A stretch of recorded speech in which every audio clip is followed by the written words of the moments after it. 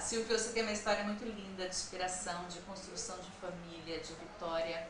Eu queria que você começasse a falar um pouquinho do seu mundo, como que foi o teu mundo e como que foi a sua superação diante disso. Você começou nas drogas com muito novo, é isso? 13 anos de idade. E aí, como Eu que fiquei foi? durante quase 15 anos nas drogas, né, desde a minha adolescência em Minas. Eu simplesmente fui criado numa família maravilhosa, com princípios, né, e tenho caráter, personalidade, mas o sistema ele é muito atraente. Então, quando eu me vi, eu estava envolvido com os amigos, né, comecei a estudar à noite, e aí você vai se envolvendo, né, saindo com os amigos, uma curiosidade, aprender aquilo que o sistema, aquilo que o mundo oferece. E com isso eu perdi minha juventude, eu perdi bons empregos, eu perdi a minha saúde, eu perdi minha vida. E isso foi até os 28 anos, até os 26 anos mais ou menos, foi quando eu comecei a namorar a minha esposa. Eu estou com ela há 41 anos, né? Então eu a conheci num ônibus, nós começamos a namorar.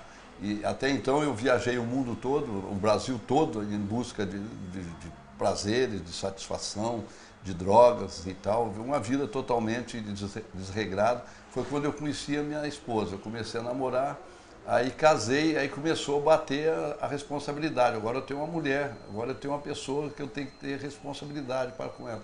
Nasceu minha filha. Aí a coisa foi ficando difícil. Eu adquiri uma enfermidade que em 1978 eu me aposentei. É uma distrofia muscular, que eu descobri já jovem, já eu usei muita droga injetável, durante 10 anos eu fui viciado em droga injetável. E nessa situação eu fiquei desesperado. Foi quando eu comecei a fazer tráfico de droga na Vila Mariana, em São Paulo. E aí eu tive problema na justiça, eu tive problema com o traficante, a minha situação difícil com a minha mulher, com a minha filha, a minha situação muito difícil. Foi quando, nesse momento, foi que eu comecei a pensar, como é que eu vou sair dessa situação? Não tem solução, não tem conselho. As pessoas que conviviam comigo falavam para mim sair daquela situação, mas não tinha como. Não havia uma forma, uma maneira, eu não conhecia. Até foi que eu tive uma experiência com Deus. Eu comecei a ler a Bíblia, eu tive um encontro, a minha filha nasceu com um problema sério de enfermidade, ela foi curada através de uma leitura da Bíblia que eu li em João 15:7, que diz, se vós estiverdes em mim, as minhas palavras estiverem em vós, tudo que você pedir vai ser feito. E eu disse, isso é verdade, fumando maconha, lendo a Bíblia. Eu falei isso para Deus numa madrugada, num sábado de carnaval. Eu preso dentro de casa, que minha mulher não deixou sair. E naquele desespero eu falei, se isso é verdade, cura minha filha. Ela tinha 10 meses de idade, né? E 3 dias depois eu encontrei uma menina que ela disse, você crê que Deus pode curar a tua filha? E eu falei, eu acredito. E aí ela sumiu aquela enfermidade. E eu comecei a acreditar naquele livro, na Bíblia Sagrada, e foi quando encontrei um rapaz que me levou para a igreja em 1979, fazem 36 anos. E a partir dali eu tive uma experiência que quando eu entrei na igreja, disseram, teu problema, Silvio, não é as drogas. Você não tem problema com droga, teu problema é falta de um relacionamento sério com Deus. Quanto que você vai na igreja, quanto que você lê a Bíblia, quanto que você ora? Nada, não faço isso. Então, esse é teu problema. Você precisa entender que você tem uma natureza que precisa de Deus. Você tem um interior que tem fome, que tem sede de Deus. Você não conhece isso? Não. Você acredita em Deus? Acredito. Você acredita em Jesus? Acredito. Você acredita na Bíblia? Acredito. E por que você não muda? Não sei. Ele disse, eu sei, porque você não leva Deus a sério. Foi quando eu entrei na igreja em 1979. E aí a minha história mudou da água para o vinho. A partir daquele momento, até hoje eu não usei mais nada. Então, o meu filho, a minha filha, eles nunca viram eu usar droga nenhuma. Eu larguei totalmente há 36 anos e eu trabalho na igreja, eu trabalho hoje eu moro aqui. O meu trabalho é aqui, eu trabalho na recuperação de dependentes há mais de 30 anos, com viciados. Então, os meus filhos foram criados dentro de um sistema que eu acredito verdadeiro, que é a palavra de Deus, orientado pela palavra. E na juventude, o Tiago entra nas drogas. Agora você imagina a minha situação. Eu trabalhando com dependente, eu atendo ali na outra sala com a porta aberta. E eu atendendo, ver ele chegar da rua, drogado, e chegar de manhã, passar a noite na rua. E eu atendendo as pessoas, aconselhando a sair das drogas e meu filho nas drogas. Você pode imaginar que dor é essa? Como que foi para você, Thiago? Por que você, com todas essas referências, você entrou nesse mundo e com quantos anos foi isso?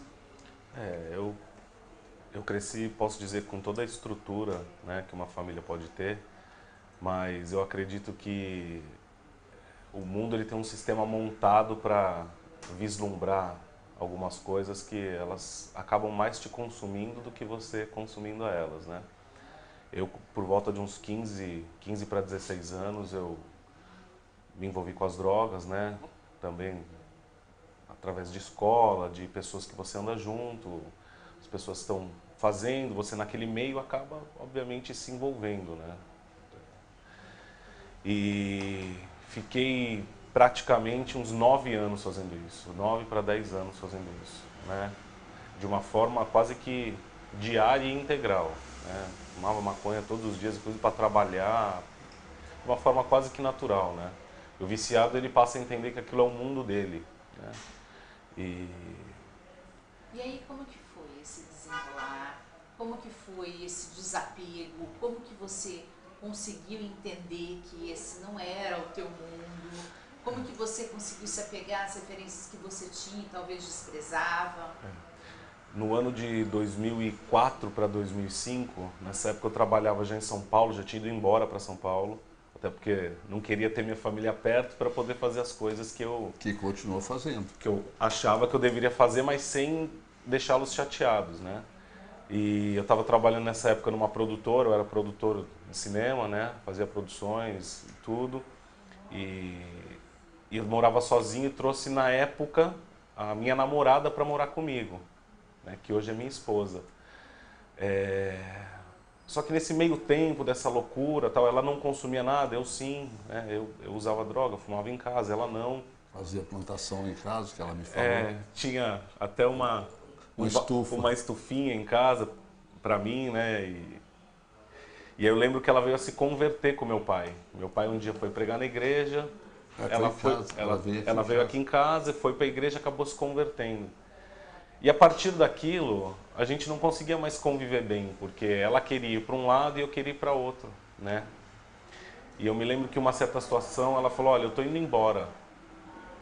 E eu sempre tive um conceito de família muito forte, né? Eu cresci numa família, meus pais são casados, e eu tive todo um ensinamento. E naquele momento começou a vir todo o ensinamento que eu tive da parte deles, tudo que eu aprendi, aonde eu teria saído da minha vida. E eu naquele dia, junto com ela, a gente acabou se acertando. Eu voltei para os caminhos do Senhor, né? Fiz um concerto com Deus e posso falar que foi instantâneo, né?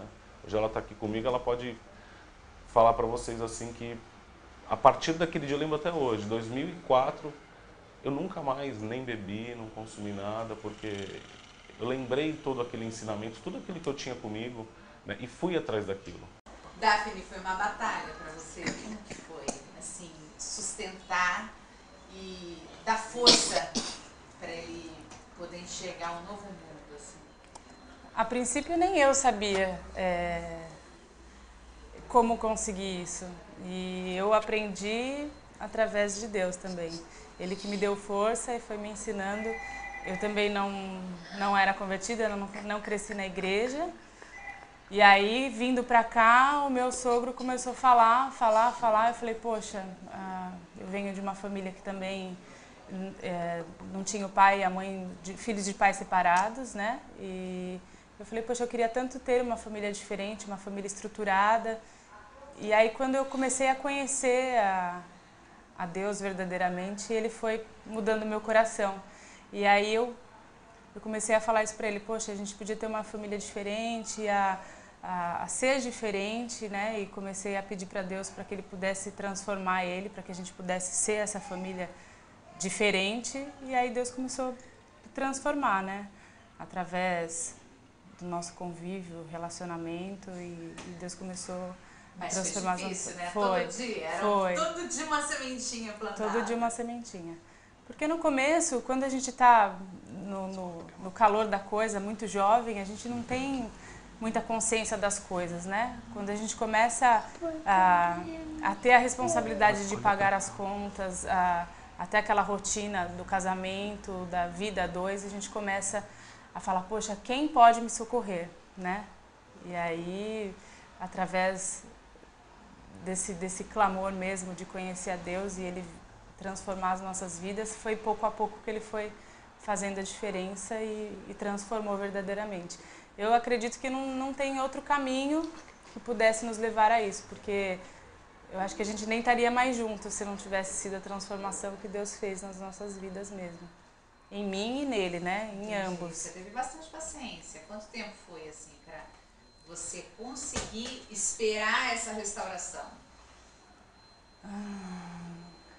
2 anos e meio? 2 anos? 2 anos. E pouco a pouco a gente vai se transformando, né? Não é assim, uma varinha. Não é assim. Me converti, nossa, não é assim. É uma transformação constante. Até hoje a gente tem ainda pequenas coisas que a gente precisa ser transformado, né? Então, naquele momento que a gente reconheceu que a gente precisava de ajuda espiritual, né? E aí Deus começou a transformar as nossas vidas pouco a pouco e com isso a gente foi se transformando. Mas inicialmente a gente vivia naquela doideira do dia a dia, correria e tal, e a nossa vida em si era aquilo, era o passado dele. Só que começou a sufocar, começou a se transformar num vazio, né? E aí esse vazio foi preenchido quando a gente começou a buscar os caminhos certos de Deus. E Ele foi transformando pouco a pouco a nossa história e está transformando até hoje, né? Mas inicialmente foi difícil. É o que eu mais falo pro pessoal aqui, né? Por mais que a gente passa, ninguém é perfeito, mas não desistir. Sempre acreditar. Caminhar, perseverar, tem valido a pena. A vitória é certa? Com certeza. Principalmente porque nós temos esperança, né? Nós temos um Deus que nos concede tudo. É só crer e esperar que Ele fará. Eu digo para todo mundo que assim, eu sempre tive no meu pai o meu melhor amigo, né? E ele sabe que nos meus momentos melhores ou piores eu sempre conversei com ele sobre essas coisas. Ele sempre teve uma palavra, como eu disse, de referência para mim. Muitas vezes quando eu não estava bem, chegava, né, em casa virado, e ele chegava e como um pai conversava comigo e me dava as instruções daquilo que realmente era importante para mim. Eu sei que a base de tudo isso é a Bíblia, a Palavra de Deus, mas eu sempre tive em casa e recebi o amor da minha família incondicional, né? E eu tive neles a referência para isso tudo. Mas a gente percebe que muita gente não sabe como lidar com essa situação, né? Porque é uma situação muito extrema. A pessoa também, ela sai de si assim completamente. Sim. E aí, como que os pais, que talvez não tenham passado pela experiência que o Silvio passou, ele talvez tenha um pouco mais de experiência até para lidar com você, mas muitos não sabem eu atendi, como lidar. eu atendi uma senhora há pouco tempo aqui na minha sala. A gente atende individualmente nas salas aqui as pessoas, enquanto eles dão aula lá fora para os alunos que chegam. Nós trabalhamos com população de rua. E ela estava com um filho de 16 anos e ela na minha sala, ela diz assim, eu não sei o que eu faço com ele. Aí eu perguntei para ela assim, a senhora acredita em Deus? Acredito. A senhora acredita na Bíblia? Acredito. A senhora vai na igreja? Ela disse, não frequento igreja nenhuma. Aí eu disse para ela assim, a senhora crê que aquilo que nós vamos fazer com seu filho é bom? Ela falou, é bom. Eu falei, como é que a senhora sabe se é bom? A senhora não sabe nem o que é. E ela falou, é verdade. Aí eu disse para ela assim, a senhora nunca instruiu o seu filho na verdade, na Bíblia. Ela falou, não. Eu falei, então, a Bíblia ensina a criança no caminho que ela tem que andar. Até na velhice ela não se desvia. Né? A senhora nunca teve esse princípio. Eu me lembro que o meu filho, quantas vezes na minha sala, eu atendia, depois que eu atendia todo mundo, eu chamava ele na sala, e ele sentava na minha frente, e eu com a Bíblia aberta ali na sala, eu dizia para ele, Tiago, teu pai vai falar contigo não como pai, porque como pai você não me ouve. Eu vou te falar como homem de Deus, eu vou dizer para você aquilo que a Bíblia diz a respeito daquilo que você está fazendo. E ele falava assim muitas vezes, pai, vamos conversar, mas sem Bíblia. Ele não queria ouvir aquilo que eu falava da Bíblia, ele queria que eu conversasse. E nós conversávamos muito, eu sempre todas as vezes que ele chegava de madrugada, eu estava acordado esperando ele. Todas as vezes, esperando, todas as vezes, eu e a minha esposa. Ele chegava e a gente sempre recebeu, porque eu sempre acreditei, tem um versículo na Bíblia que diz que o amor nunca falha. O amor não falha. Então, eu sempre tive que entender que ele, por mais errado que ele estivesse, ele era meu filho. Eu nunca fechei as portas para ele. Nós nunca deixamos de aconselhá-lo, de amá-lo, de respeitá-lo, de valorizá-lo. Eu sempre dizia para ele, você tem jeito, né? Então olha o estado que você está aí. Claro que muitas vezes com ordem, muitas vezes com dureza, muitas vezes... Eu cheguei até a ponto de querer batê-lo depois de grande, e ele falava para mim assim, pai, se o senhor quiser me bater, eu vou deixar. Porque se eu não deixar, o senhor não bate. Ele é mais forte do que eu, né? Mas ele sempre me respeitou assim. Então, o sistema estava atraindo. E como é que a gente consegue tirar o camarada dessa situação se não existe conselho, não existe tratamento, não existe curas, humanamente falando? É uma troca de valores. O maior valor que o viciado tem na vida é a droga. Ele troca tudo por ela. Ele perde pai, mãe, esposa, filha, ele perde o emprego, ele perde a dignidade, a honra, a moral, a autoestima, ele perde a credibilidade, ele perde documento, perde tudo. Porque o maior valor que ele tem é a droga. Se pôr a família e pôr a droga e mandar um camarada escolher, ele escolhe a droga. Por quê? Porque ele é dependente daquilo. Ele depende daquela química, entendeu? Por mais que ele chore, ele queira sair daquela situação, ele não consegue, porque ele depende. Então é uma troca de valores. Para a gente tirar aquele valor dele, nós temos que dar um valor muito maior. Entendeu? Então, porque fica um vazio. A sociedade, a família tira a droga do viciado. Mas o que coloca no lugar? Entendeu? Então existe um vazio. Nós temos um interior que é o que precisa. A Bíblia diz assim, dá a Deus o que é de Deus. Tem uma parte dentro de nós que só cabe Deus. Esse é o valor da fé, é o valor da religião, é o valor do cristianismo. Nós precisamos entender que nós somos imagem, semelhança de Deus. Nós somos criados com caráter, com personalidade, com dignidade, com sentimento, com autoestima. Nós somos criados para viver bem. Deus nos criou. Então, de repente, um jovem como ele entra nesse mundo, como eu entrei também, porque o mundo é muito ilusório. Ninguém vai, às vezes, por questão de família, porque as pessoas, Deus criou o ser humano para viver bem, mas o sistema parece que está sempre faltando alguma coisa. E essa é alguma coisa que falta na vida da pessoa, não é a droga, é Deus. É tanto que ele acaba se viciando, depois ele quer sair, ele não consegue, porque ele está perdido. E a sociedade não sabe tirá-lo. A família fica desesperada, não sabe o que fazer. Eu atendi um pai um dia ali na porta, ele com o braço quebrado, porque o filho quebrou o braço dele com um martelo. Começou a quebrar tudo dentro de casa, naquela agonia da droga, entendeu? Querendo dinheiro, o pai não dá, ele começou a quebrar tudo, o pai foi tirar o martelo, ele quebrou o braço do pai, o pai desesperado veio aqui em busca de solução. Aí ele falou para mim, mas ele não quer ajuda. Eu falei, então não tem jeito, se ele não quiser, não tem como. Entendeu? Então, eu sempre acreditei que havia solução para a vida do meu filho. Eu nunca deixei de acreditar, por quê? Porque a minha vida foi mudada.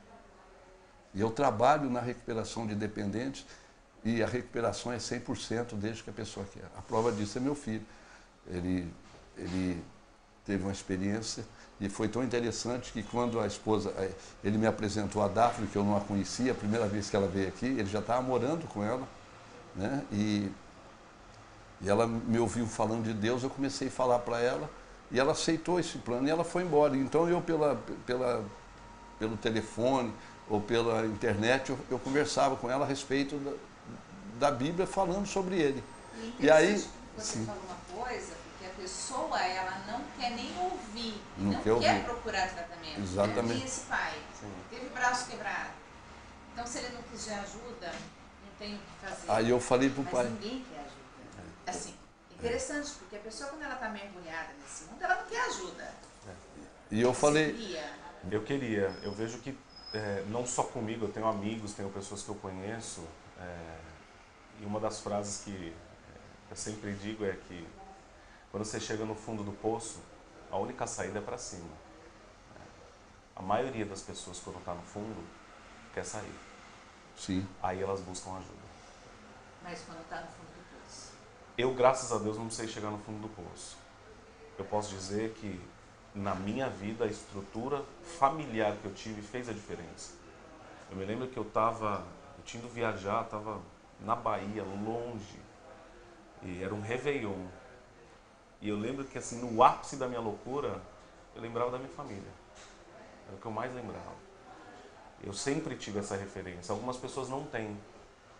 Mas independente de qual seja essa referência, todas as pessoas que eu conheço, hoje a gente está em São Paulo, a gente está envolvido também com um trabalho de recuperação lá pela BCP, e a gente vê inúmeras pessoas clamando por ajuda. E até por não ter essa ajuda, recorrem novamente à droga. A droga ela acaba sendo primeiro um refúgio e depois uma fuga. É sempre essa compensação. Então, independente de qual a situação, o cenário é sempre esse. A pessoa acaba sempre indo para isso. É sempre inicia-se com alegria, mas depois é sempre uma fuga da desgraça. E se você perguntar para todas essas pessoas que estão na rua hoje, todos eles, quer sair disso? Eu quero. Mas no momento em que bate aquele vazio, que é o que a gente está conversando, a primeira ação é ir atrás da droga, que é o que momentaneamente preenche aquilo. Então, eu tive esse auxílio e mais uma vez, né, minha família, meus pais, minha mãe, meu pai, todas as pessoas que nos cercam sempre tiveram ali para falar: você tem dignidade, sabe? Tem esperança para sua vida, né? Existe um amor por trás de você. A gente sabe que toda a família ama os seus filhos, né? Os seus pais amam os seus filhos. Mas eu acho que ter esse ponto de equilíbrio e entender, porque eu quando jovem, o meu pai nunca deixou de ser meu pai, mas em alguns momentos ele deixa de ser aquela referência. Porque você está na rua, você está olhando pessoas, você está admirando pessoas e o que elas fazem, independente do que seja, né? Então, eu vejo hoje pelo meu filho, eu tenho um filho de 3 anos, né? E eu sou a referência para ele. Ele quer fazer o que eu faço, ele quer ir no meu trabalho comigo, ele quer estar comigo na igreja.